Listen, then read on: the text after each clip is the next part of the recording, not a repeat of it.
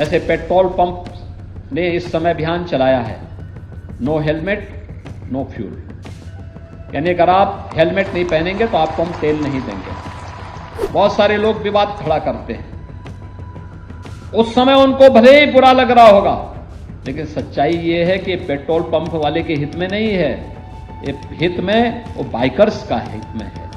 ये सभी लोग जब जुड़ेंगे तब हम सड़क सुरक्षा के लक्ष्यों को प्राप्त कर पाएंगे। और ये आज एक ज्वलंत समस्या है, प्रदेश की भी देश की भी। ओवर स्पीडिंग कैसे खतरनाक हो सकती है? अगर हम वाहन के फ्रंट सीट पे बैठे हैं तो सीट बेल्ट कैसे हमारे लिए सुरक्षित हो सकती है? इन सब के बारे में अगर हम विजुअल मीडिया के माध्यम से, डिजिटल मीडिया के माध्यम से, प्रिंट मीडिया के माध्यम से, सोशल मीडिया प्लेटफॉर्म के माध्यम से व्यापक प्रचार प्रसार करें, बहुत सारी जानों को बचा सकते हैं, बहुत सारी जानों को बचा सकते हैं।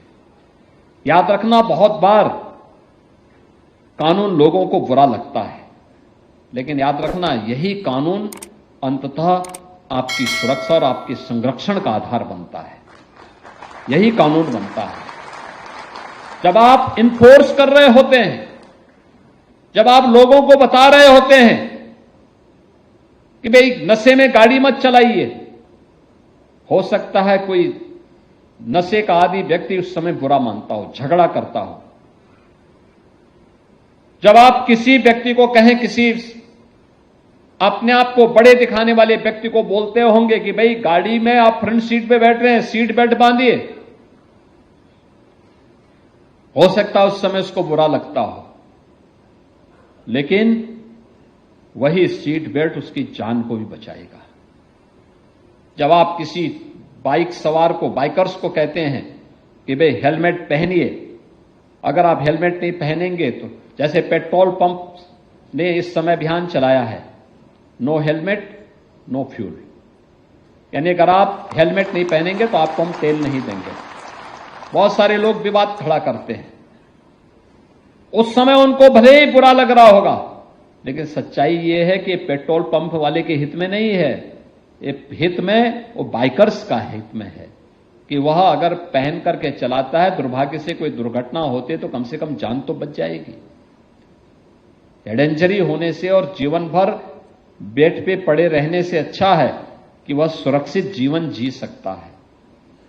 लेकिन इन सब बातों को लेकर के कौन बताएगा लोगों को? ओवर ड्राइविंग खतरनाक हो सकती है। आप घर में जाकर के कैसे भी क्या करेंगे? रात्रि भर क्यों चलते हैं? मैं तो मंत्री जी को भी कहता हूं, भाई क्यों आप रात्रि भर चल रहे हैं? भाई अपना समय पे जागिए, समय पे सोइए, समय पे अपनी सारी दिनचर्या को पूरा करिए। सारे कार्य समय पे होने चाहिए।